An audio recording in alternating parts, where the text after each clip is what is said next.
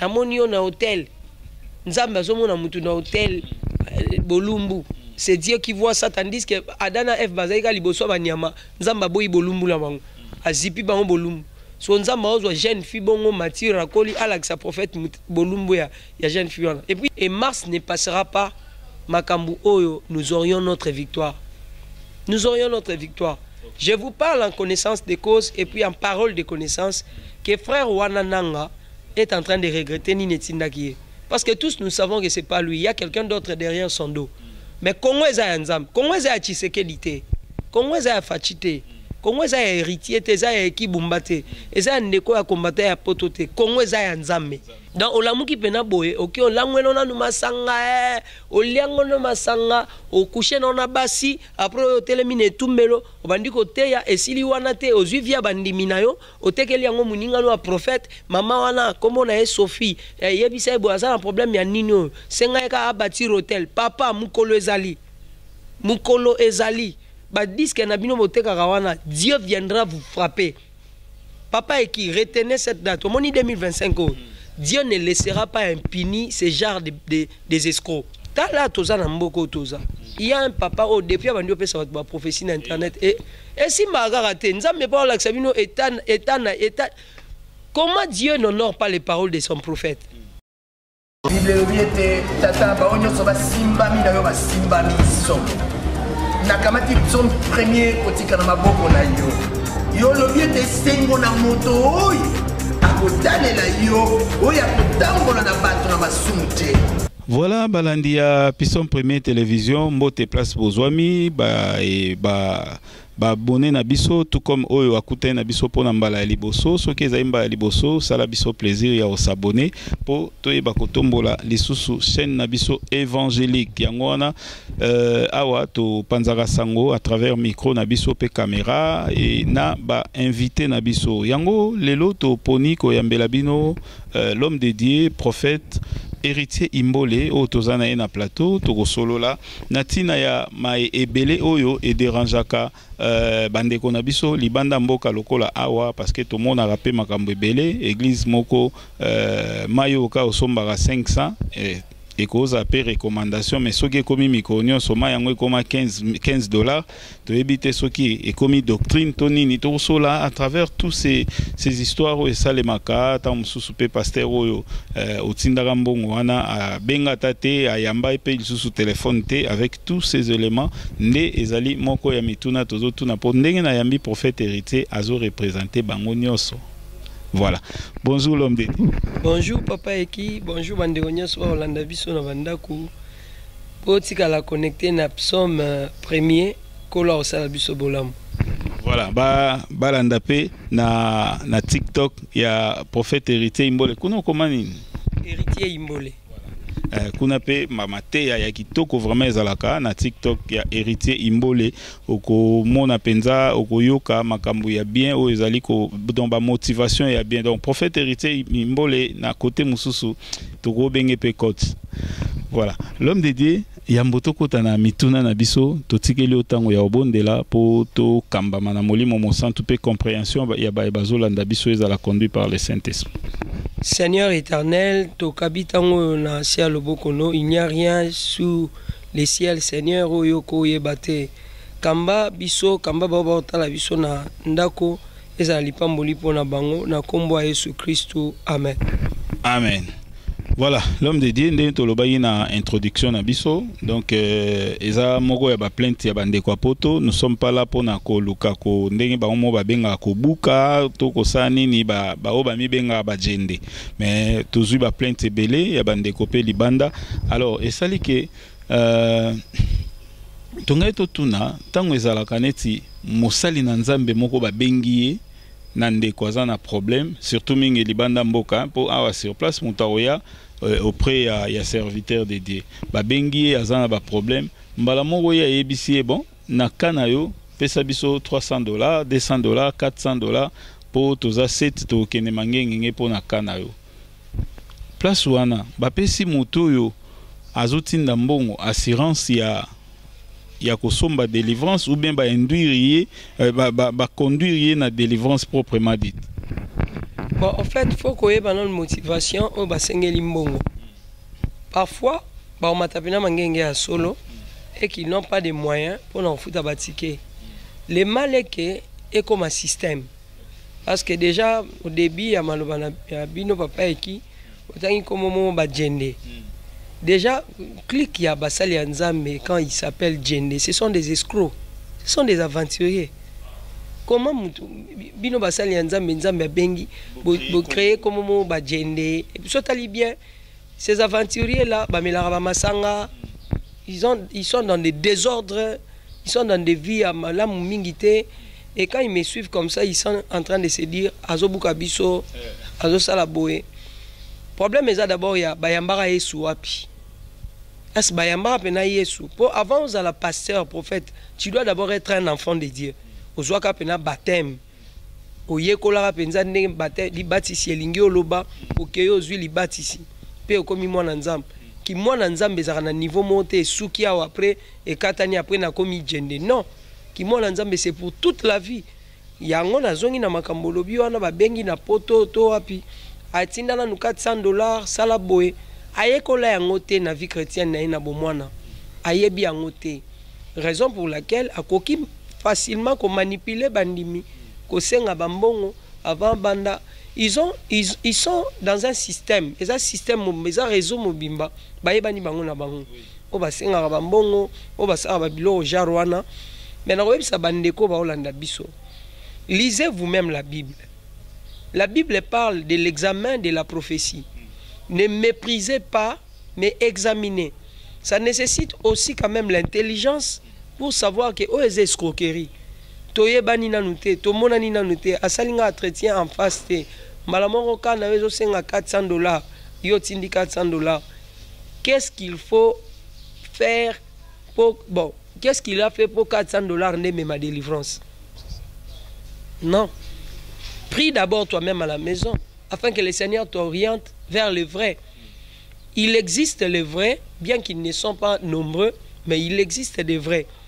Basengi yombongo pour la délivrance. Tout nananu ezanzambe, tout ezaye moko. Pour so ezanzambe mtasengi yo a convaincre yo. So ezanzambe mtasengi yo, il va créer la conviction. Et puis, il y a un moment où Dieu connaît ta poche. Parfois, au moment où ce n'est pas Dieu. Élie a demandé à la veuve Sarepta, farine, huile, assalé, gâteau, pour ezalaki. Dieu ne demande pas quand ça n'y est pas.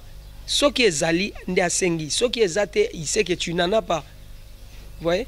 Baka exceptionnel les ali onkolo alingio ça la sacrifice moko pour na lobiko to pour na likambusongolo pakala parce que Dieu lui-même a aimé le monde, il a donné Jésus. Il avait donné de son propre gré Jésus pour que biso tous à la sauver.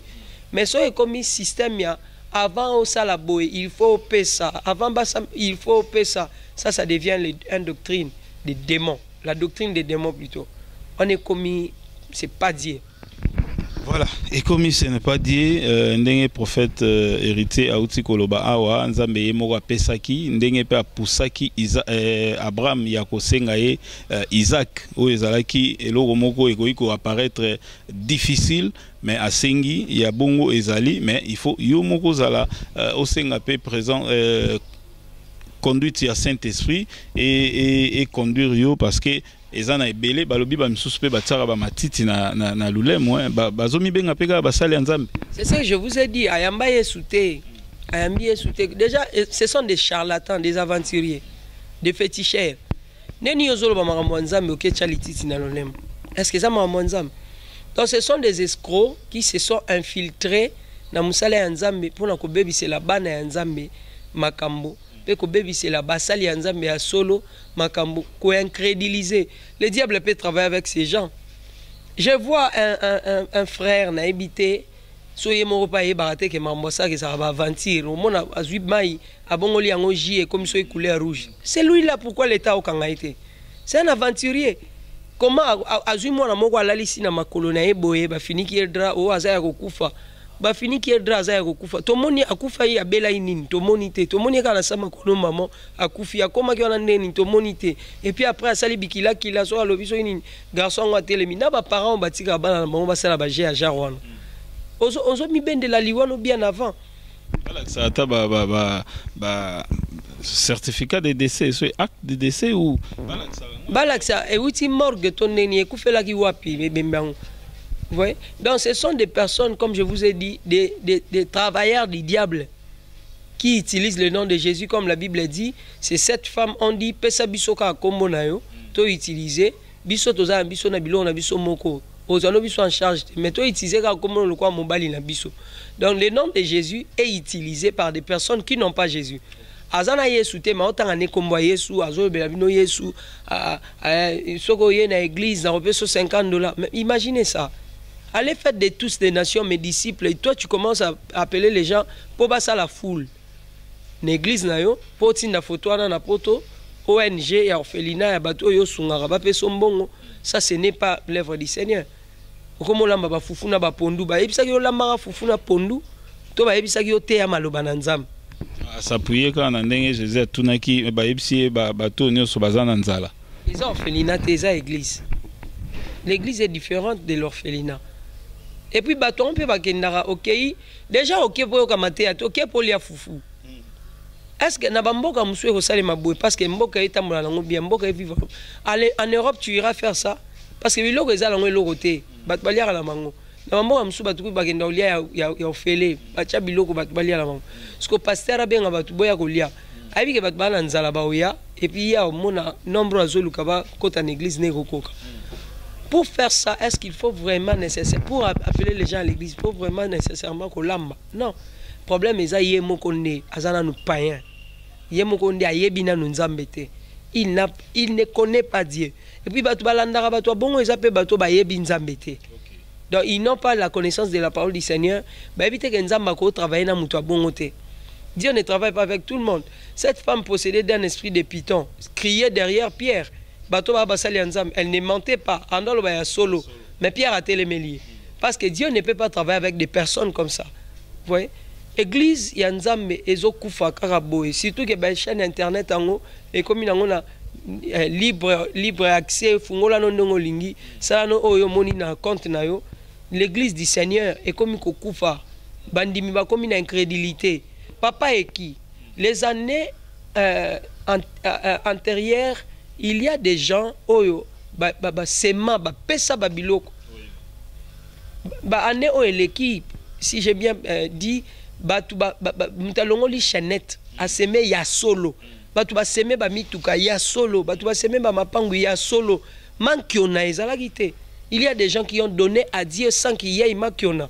Le même Dieu qui a touché le cœur des gens à l'époque pour batu ba pesa ye, c'est le même Dieu qui est ti lelo.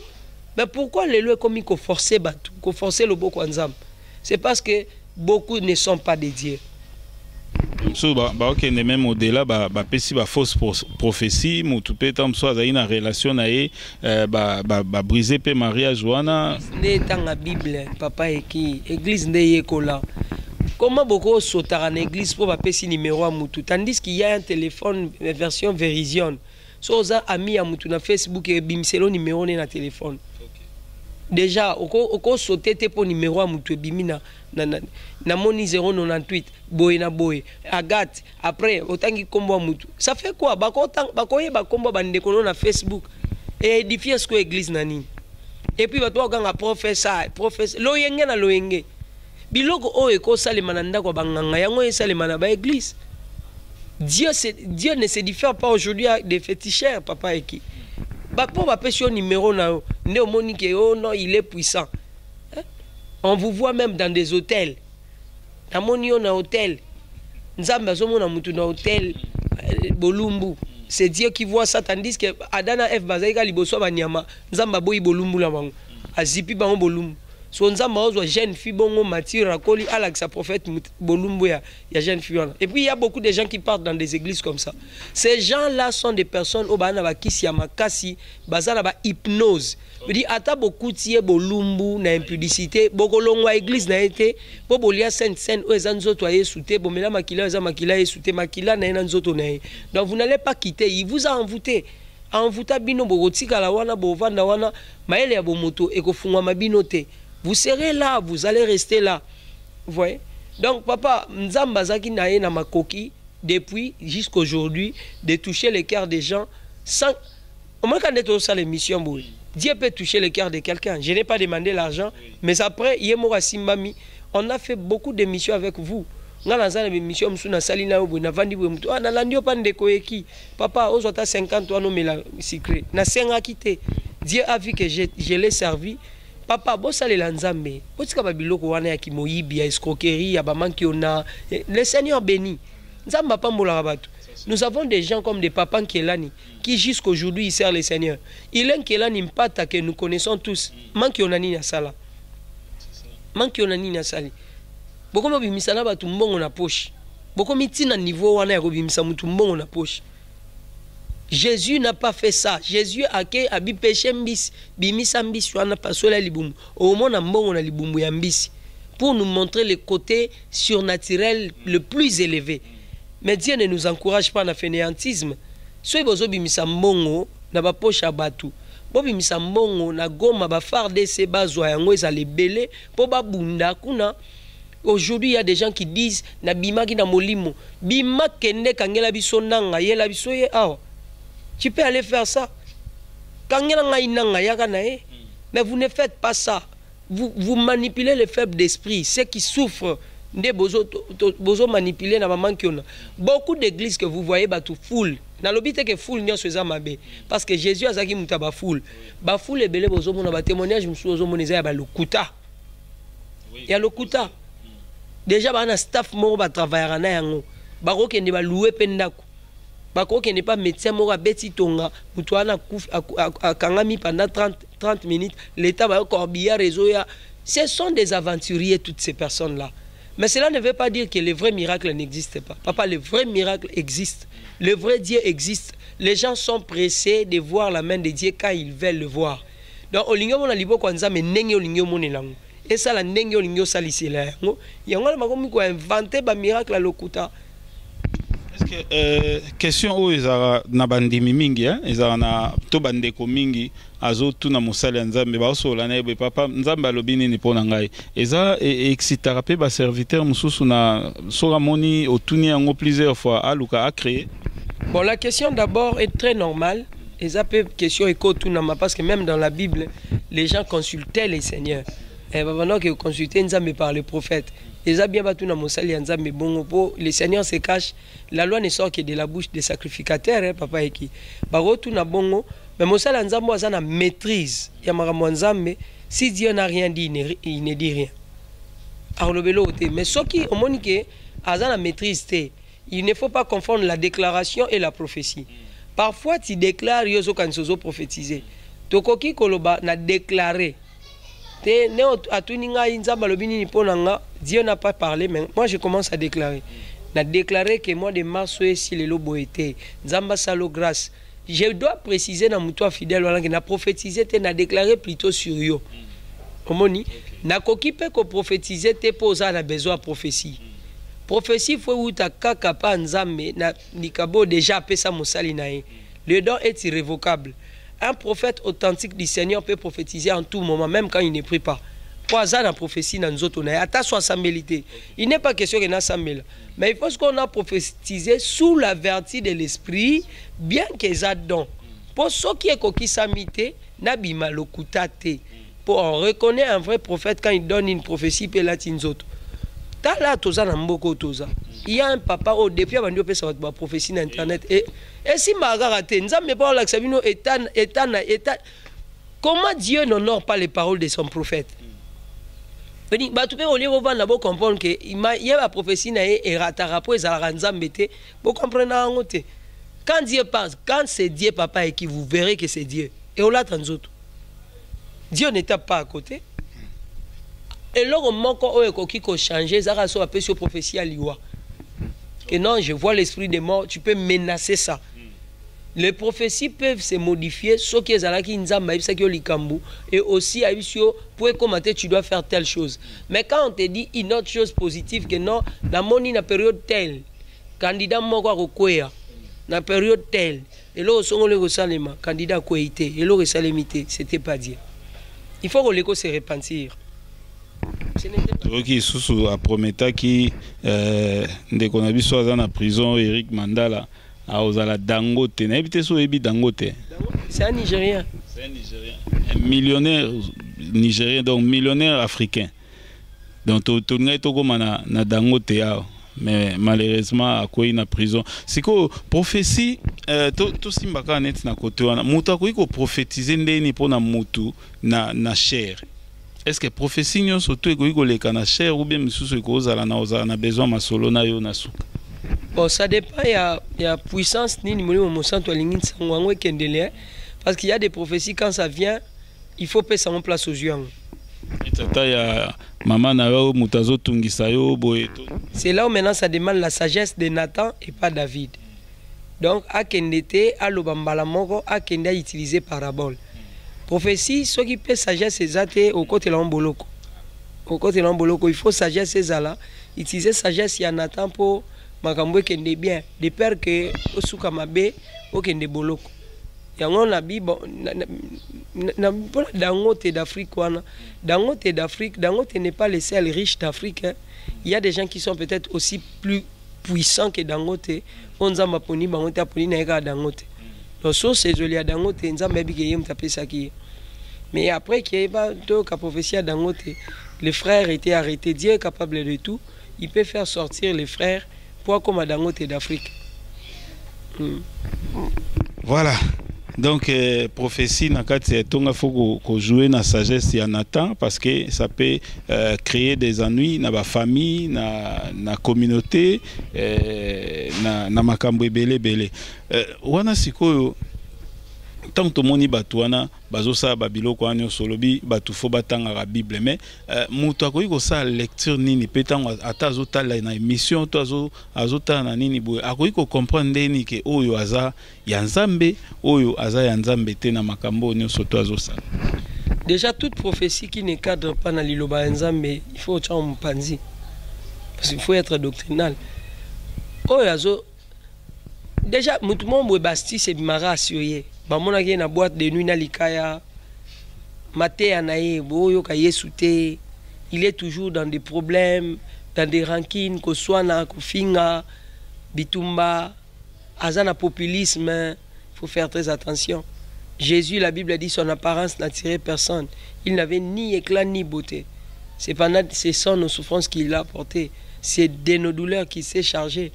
Jésus-Christ lui-même, il faut tous aller imitateur naïe. N'est frère Paul Alobi, soyez mes imitateurs comme moi je le suis auprès du Christ.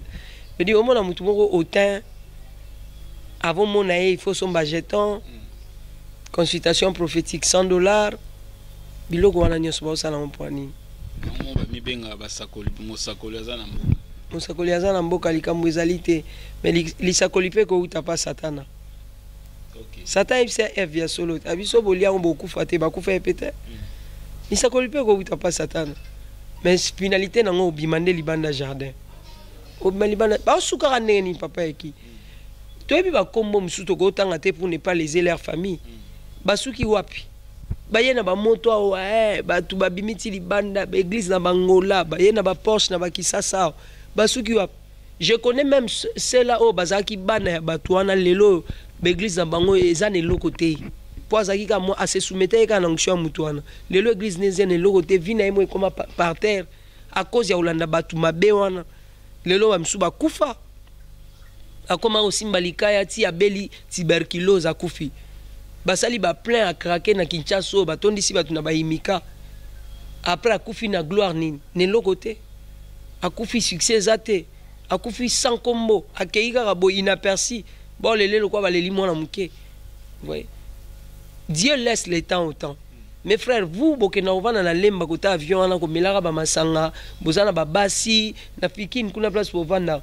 Il y a un temps boko kima mususu ayaka papa eki nzamba za nzambe basakana na ete ayaka awa banda kota na mabulu ko bimisa babiloko akufa na boloko abeta mafimbo akei nzambe na lola ne abeta mifimbo.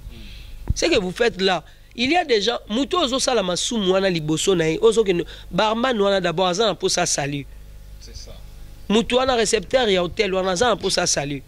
Yo ba mona ona basi butu moi omelaka ba masanga mwana comme ça muto wana crédit. Alors amona ke ba vrai bazate pour tozarana ba pasteur tozarana ba ona ba boîte de nuit.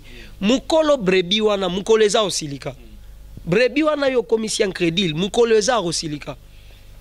Na bazawana ba okenovana nokola kuna na fikine ba chaîne ezalara. Ba okenovana nabino, je vous parle comme prophète du Seigneur. Nabino ba journaliste bozo faciliter mankiona. Ezana mukolo musala goya ko silike la bino. Il va vous frapper. Dieu va vous frapper. Lelo oyo tozo mon on dirait quand la Bible dit riche à bonté, là la colère, c'est que nzamba zarane na kandate. Dans olamuki pena boye, ok olangwelo na numasanga oliango no masanga okuche na basi après otelemine tumbelo obandiko teya esili wana te ozuvia bandimina yo otekeli yango muninga no prophète mama wana kombo na Sophie yebisa ebo azana problème ya nini senga eka abati hotel papa mukolo ezali ba disque na bino boteka wana Dieu viendra vous frapper. Papa et qui retenez cette date au moni 2025 Dieu ne laissera pas impuni ce genre des escrocs, des charlatans. Dieu ne vous laissera pas impuni. Mutoye pas na yo parce que okanisa ga reçoit solution pour zana nzambe. Ya yebiki ozana nzambe, mais vous coopérez pour nuire ces peuples là. Je dis azana na maladie na nzoto, azobela. Ozui souci à âme te. Jésus guérissait d'autres personnes par compassion. Je dis yo souci à âme ozuité. Papa, on moni nenga na zaboé. Je ne suis pas dans des clics, je ne suis pas dans des groupes. Vous me connaissez un peu mieux. Au moins, au coup en église, groupe na bangwa ba jende banani, je suis pas là. Je n'aime même pas. Je me bats par la compassion du Seigneur na somba, na zo personnalité juridique nangai. Na même pas ma plateforme. Parce que vous voyez, il y a beaucoup des aventuriers, beaucoup des escrocs, mutazo souffrir. Ça melanano. Ceux qui mutuana biki. Il y a mon reconnaître nzambe que na bika na nzela mututel. Et puis comme ma témoignage ya vinae que nzambe ya mututel abiki sanga abikite olie bango mbongo et ti après akoti mabele jour ba ke kunde yo vandi kota fikine kuno ozomela na fuaro ozomela masanga jour ba okunda mondim. Donc état lioté. C'est pas normal. Et cette année 2025, repentez-vous. Bozonga ba frère na église. Bozonga na ba frère na église. Mususu azaki évangéliste, surtout na TikTok. Tout le monde est devenu prophète. Azaki ne évangéliste. Kosel la penanza mais très sérieusement. A kotika TikTok boy, a commis prophète. Oh. Oui, na commis prophète, le kola ba commencer à lingi, a comme évêque muko mususu. Papa et qui je vous parle comme votre frère dans le Seigneur. Dieu est terrible. Qui pouvait croire, si nous lisons la Bible, David qui est l'homme selon le cœur de Dieu, à cause de la humilier, n'est Absalom humilié. Oui, Absalom humilié David, si na niveau à coucher na basi na moi. Épée, continue na David. Shimei va insulter David. Shimei a fini David. Un des soldats David a linga bundana Shimei. Nzamba okeli moi mawana nzela tamba otambola ndi atindi shobi apesa David moi biloko kolia. Ouais. Vie à David comme papa baba na nkembo bongo. Esuka kama be. Oya ko kufela mwana pamba. Oya ko la plupart d'entre eux sont divorcés. Aboti sara fimo boye bakabwana l'église a commencé à raba 8 mois aza sous na place té a commencé à la intercession soki wapi wana Zoom sur WhatsApp, des aventuriers sortaient du milieu de ces garçons-là. Toujours des photos na mangengenge bazo sambela na ba. Ce sont des escrocs mangengenge la même so talibien a sengi batumbongo po ba kende nango avant mata droit de participation $50. Ce sont des escrocs. Ils ne croient pas que servir le Seigneur Dieu peut bénir. Papa ezana bato ba salelika kanzambe na logique nzamba tomboli bango. Je ne dis pas na lobité que bosengo frante. Senga si c'est Dieu qui te parle. Mais oyo ya lelo yo izo salema ya ba jende, ba escroc, ba aventurier, des bons payeurs des hôtels. Des bons clients. Oui, des aventuriers que je n'ai jamais vus. Moi, je me pose toujours des questions. Bossala nini pose la mosali nzambe, mais que tu sois adonné au vin. Je dis au vin ni bena boye, au sengi masanga moko boye, ba elio, mais li 6 bouteilles ya masanga. C'est grave. Moi no bozo koyaka na ine kobo wana za amte. Ya za amte. On a ba serviteur mo mi balé. Je crois en 2021 na epsa bango ngabi biso bato boyambaka oto yambaka bino. Ndenge to so la boy, bandeko ba otala biso tamsu après 6 heures du temps, il faut tout ça à montage, tout ça on a internet. Mais mutu liboso azo bénéficier na mate ya oyo ezanga. Alors ceux qui attendent dehors ya caméra, au pesinga bonne image té. Donc zwangana nu ami ya liboso ozo prêcher. Na ebsaka ngo serviteur moko mais na sûreté ba comprendre yango tamsu mutu na pesaka message a comme c'est là un message té. Donc bato nyonso tout oyo bayambaka yo. To lo kwa po sali na chaîne na moko tsaka mingi ba audio c'est pas un problème mais bato nyonso bayambaka yo. Bango na ba ama liboso bato baza na entourage na ba ama liboso. Soko pesi bonne image té na bango comme si bango ba incrédule. Parce que ba oza na difficulté ya yo ka basali musu po bazaka na yo. Et puis ba pesaka yo valeur wana ya prophète. Mais soko pesi bonne image té. Ma trop so pesi bonne image té. Ye mona mutaliboso oko ke iseli felo. Papa ekiobi batu boni na poto quand je parle avec azol bana ke l'église té na ke na église té na landar ba YouTube na ndako. Papa ba église et mon sibiso pasi. Pourquoi il dit ça? Donc c'est comme si bozo travaillait au détriment de l'œuvre du Seigneur. Combien de personnes au sengi mbongo ngo ba pesio mutango ko mobengo oyambara esouté. Ni même ko signaler que nazui. C'est de l'escroquerie et ça arnaque. Au arnaquer moutou.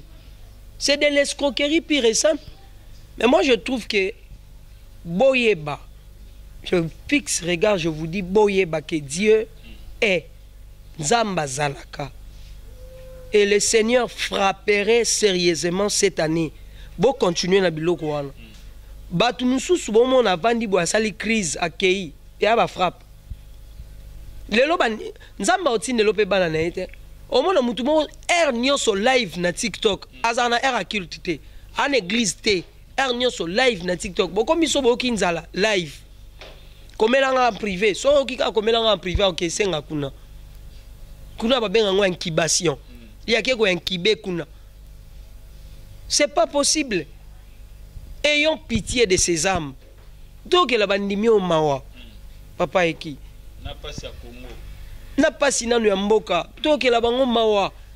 Bazanga pe mawa bato. Aroye ba penange muto na oninga na ebisa pe sanga $200. $200 ndeka fond na ye. Mais azuango nyos. Même si on disait Dieu va rembourser, oui, Dieu est capable de rembourser. Mais on dit qu'il y a quoi va commencer à coller dans l'église. À quoi une église? Jésus a nourri la foule, Jésus, pour nous montrer que quand l'église t'aime te copier ça, il faut copier bango. Voilà moi un berger. Boluke la bango biloko olia. Nga naza centre de guérison et de paix. Comme l'église on a dirigé aujourd'hui il y a 14 ans. Centre de guérison et de paix. Tozana baka mususu ya ba malade ya ka papa eki omoni ke mutu aye il faut kana yebo landele 2 jours. Tam supo mona aye bongo bovani na oka 12 heures bo bandolelo nazala nzala.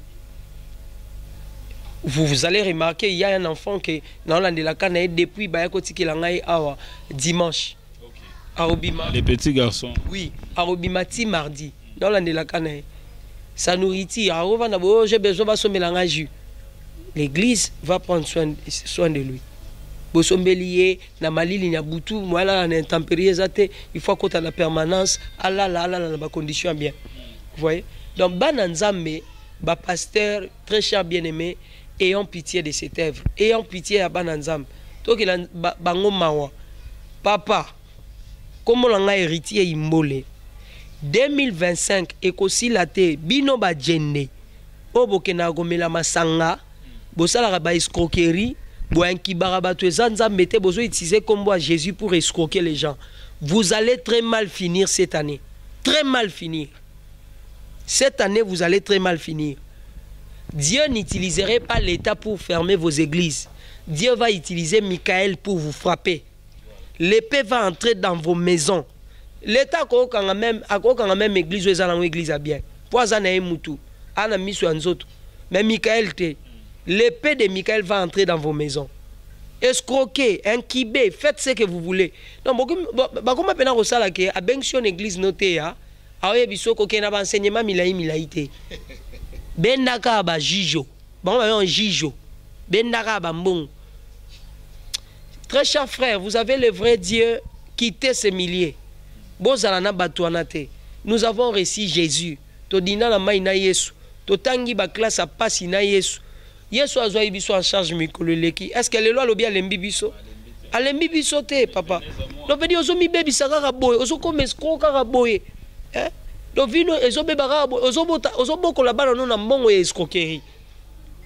Na mbongo ya escroquerie obi ke ndena zabo eloko na lobi wana ezala ngo escroquerie. Ozu pe mbongo bongo someli mwana no mwana pupi. Mwana oza maele la classe neni. Est-ce qu'il n'est pas important à revivre Ghana au Nzamba Peso? Pourquoi l'ingo vivre au-delà? Ti o comme Moïbi. Batouazo mon pasteur, mais tu es un vrai escroc. Moïbi à Osaganate. Ouais. Donc les gens doivent vraiment faire attention avec ça. Cette année, c'est compliqué pour vous. Je ne déclare pas sur vous, je vous dis, si vous ne vous repentez pas, beaucoup de monde en Zambie, chambre nabino. Dieu va vous frapper des tumeurs. Dieu va vous frapper des cancers de cerveau. C'est son peuple. C'est le peuple du Seigneur éternel. Bon, ça là-bas, église. Bâtissez des églises, enseignez des gens. Arrêtez vos vidéos, vos lives TikTok pour escroquer les gens. Bon, ça l'église. Bon, font la Bible. Bon, t'es abattu. Bon, qu'on l'empate soit comme une miliki. Heureusement, miliki, on a noté qui est aux humains.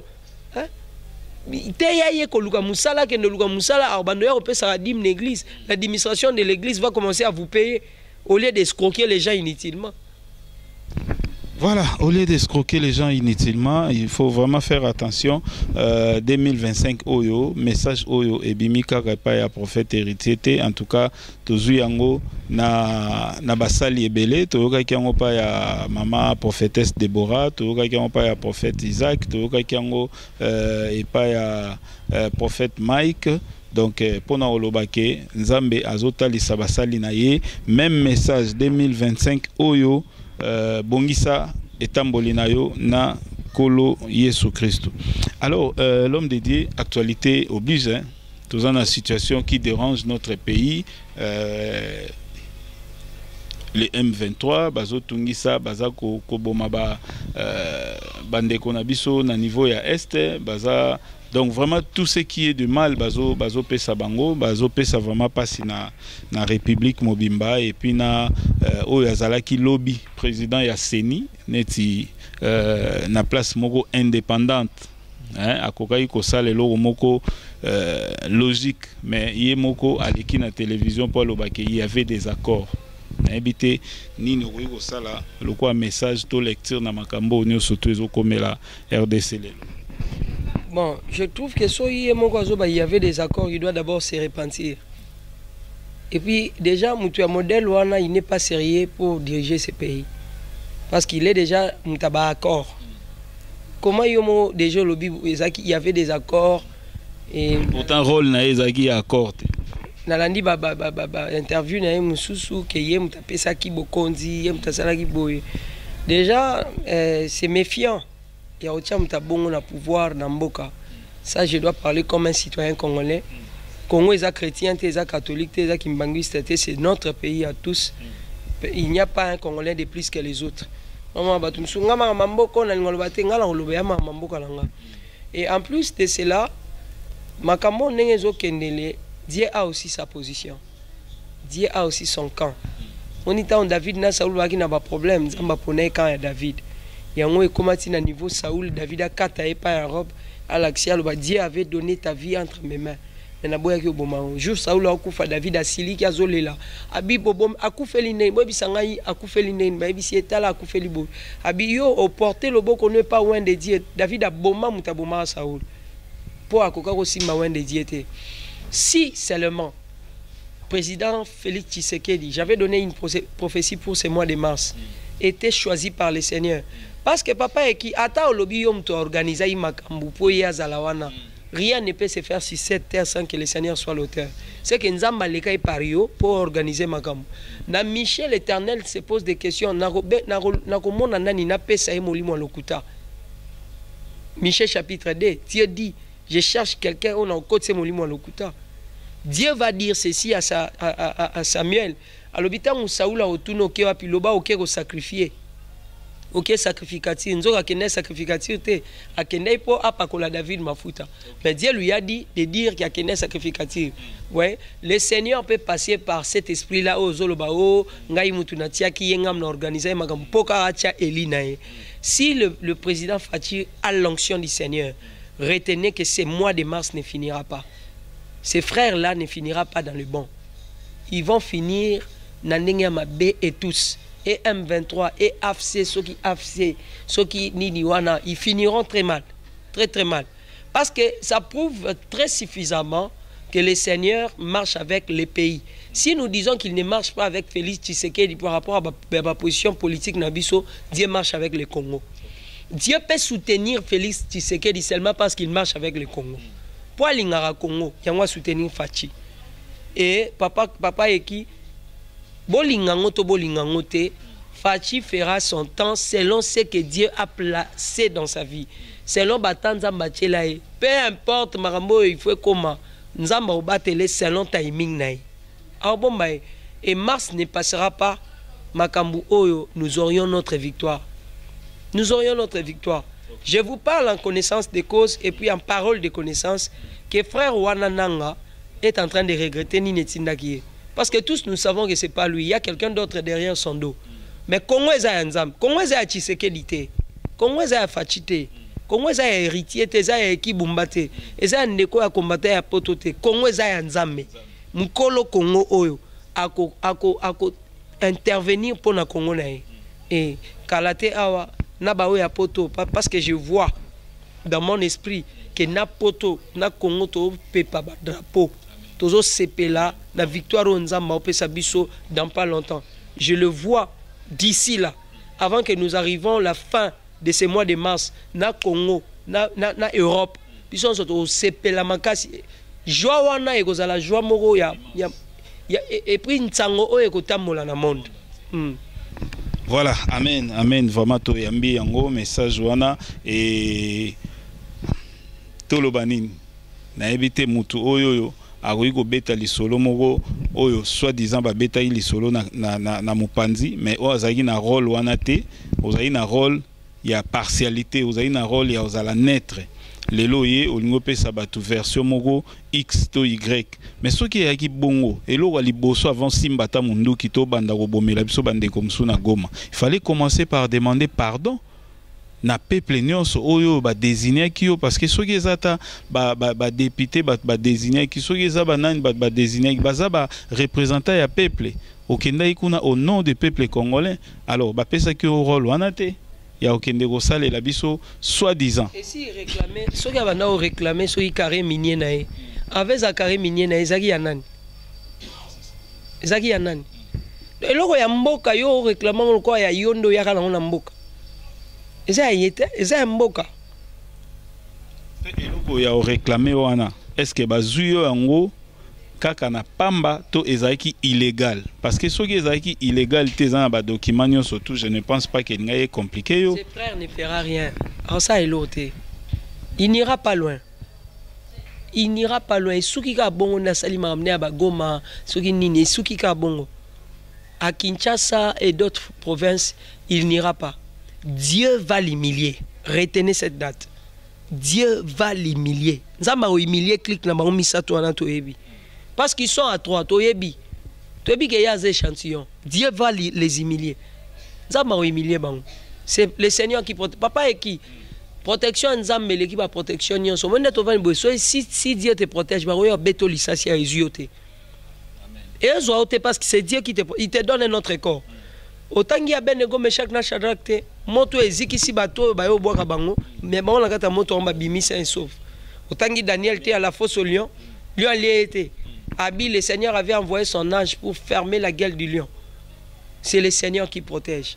Congo eza nzambe. Congo les Congolais, le président Fati va utiliser son temps, il va passer. Le Congo appartient à nous Congolais, le Congo appartient à Dieu. Ne combattez pas la RDC. Un jour, parfois, ça serait toi à la tête de ces pays. Il faut l'ingamboko autant sous lobby yope au kokambayango. Il faut l'ingamboko. Bon, le col citoyen congolais, conseil peut na ba opposant ou bazo continuer à s'opposer jusqu'à cette terre ou toza na ba problème ou esengé toza ini pour na koyeba ko relever défi. Au moni nanda kuna bino ataso ibo na ba problème et que so muyibi akoti bwebita linga yibelo wanani. Boko attaquer nan botiki ba problème na bino sima. Na moment où nous devons être unis. Ba opposition ezanga mutuna. Moi je comprends pas. C'est comme si l'opposition lingelo ba idiotie. N'a compris raté. Tu peux être opposant, même tu es opposant même quand on cite ton frère. C'est ça. Tu es opposant même quand l'opposant. Vous êtes opposant de la RDC ou opposant il y a régime ou il y a Fachi. Soyez opposant il y a Fachi, ne soyez pas opposant de la RDC. Dans le moment où nous devons nous battre pour notre pays. Il faut biso naba opposant naba to pouvoir bola ta teni to la ta teni moko to zona no intégrité territoriale na biso Congo za nanu ya biso moko nanu to récupérer Bukavu na biso to récupérer Goma na biso to zui Congo na biso après to bandi ko bunda na kati ya Congo na biso au parti à pouvoir Régis des Oma ezo bimarate snet to bundi na kati ya mboka na biso ya mobimba que to CP là. Il y a même des gens qui sont d'accord que Rwanda est comme diriger Bisso. Ça, c'est de l'idiotie, permettez-moi. Rwanda est comme une bestialité. Comment vous raisonner dans le modèle Rwanda? Ah, mais c'est une malédiction dans la Bible. Mais oui, c'est une malédiction pour un pays où étranger n'est pas dirigeant. C'est une malédiction. Même les Angolais, ils doivent beaucoup prier pour leur pays. Pays et qu'on connaître déclin le col Angola. Les Angolais ont connu un déclin parce que source n'angos arabes marambo tozo lobo. Na boyna côté la maramba batumsus. Ouais. Nous avons souffert dans ces pays. Aujourd'hui Dieu a eu pitié de nous. Il nous envoie quelqu'un papa Fatia Osaka Bongo. Osaka marambo et puis marambo Fatia Osalo yo. Yemo Européen a évité pourquoi il faut ça lango. Il faut ça lango pour makila za nango wana. Ndetinda sa babiloko. Que non, coopérer c'est comme ça. C'est le sang du Congo en lui qui fait ça. Ouais. Quand tu n'as pas le sang congolais, tu n'auras pas mal de tes frères congolais qui meurent. Problème est ça, l'intérêt comment je peux être congolais, investir en Europe, Europe, investir dans Congo nanga. Na mabele na ngai na mboka na nga nzamba pambola ndeko nyonso azaka na poto asomaka banda kune na Congo somba mabele na ona bakiseso na basele partout wana ozosomba ozotonga na mboka no tu investis dans ton pays. Très chers Congolais, réveillons-nous. Réveillons-nous, c'est humiliant que mboka lokola Rwanda a dirigé biso. Papa ekindenge to bandi boy, c'est fini. Tokozwa intégrité territoriale na biso. Et Rwanda ne va plus nous diriger. Bah comme il a Goma, il faut mon Rwandais ne ba sepela. Donc ezamboka des rêves pour naba. Est-ce que c'est nous qui ont dit à Dieu Seigneur pesa biso bilo nyos? Bisote et puis nzambe pe ayebi ke apesa ki kolta na Congo. Dieu est juste. Ayebi ke zakaya biso. Te 2025 ya ne mususu. Ya na ba victoire musupozo yango il faut ndimo vimba pozo yango. Nous acceptons. Tonimi nyoso metoboyi mboka na biso ekende. Voilà. Merci beaucoup l'homme dédié, merci na yope Olandagi biso na ebite tokomi na suka émission message moko to ba référence ya église mutu ope azana Kinshasa awa alinga sala passage a to mutu moko alingi asola na yo pona problème na ye na téléphone numéro téléphone adresse à église ça peut nous arranger. Biso doza centre de guérison et de paix particularité na biso za délivrance to landela makambu ya ba malade milimo malade hôpital et monité biso ko sambela na biso pona ngo ba problème de foyer de couple et consorts on prie pour ça et tozana université numéro 5 derrière station Kobil na biso awa référence école Maman Mouilo sur route université tozana sima station Kobil sur WhatsApp nazana plus 243 82 654 1500 plus 243 82 654 1500 Badjene Bwana morceau dire cette année avec Michael continuer kosala babiloko wana Ngomsundo bimarozongo que ça elo wana okomanda koute. L'accident va te surprendre Nanzela parce que tu t'es beaucoup joué du nom de l'Éternel. Osaka na komonza memingi. Et si libongo, tu dois arrêter, répands-toi. Voilà, merci, répands-toi au nyo surtout à Salaka ndenge wana au nyo surtout azokosa bana nzambe na kombo ya nzambe tango nyo surtout azozwa azako ko arnaquer à tout moment na kombo nzambe vraiment 2025 ezamabe l'homme dédié à Outikotal Sabiso. Repentez-vous car les jours sont mauvais hein. Donc yozo mona lo wana eti ozana no moi ba muscle ozana no makasi mais il faut faire attention ba bazaki plus fort que yo ba kweya na mukolo moko bazali tokomi na suka émission ezaki ya bino ndeko ekibumba wa yamba ibongo prophète héritier Imbole ndenge to uti koyebisa bino awa soko bwaki misu na TikTok otala rango beta héritier Imbole vraiment ozwa ba leçon Matéa ya kitoko oyo et lobamaka kuna na prophète héritier Imbole o ezali TikTok nae tokutani très prochainement na ba numéro mususu. Merci prophète na cadre kitoko oyo et sali ke to sala émission tokutani mikolo ezali ko ya na ba numéro mususu to binde to bana suka émission na biso lokumu ezonga pa yawe bye. Bible biete tata baonyo so basimba mi na yo basimba mi so nakamati son premier kotika na maboko na yo yo lobi ete sengo na moto oyo akotalela yo oyo akotambola na bato na masumu te.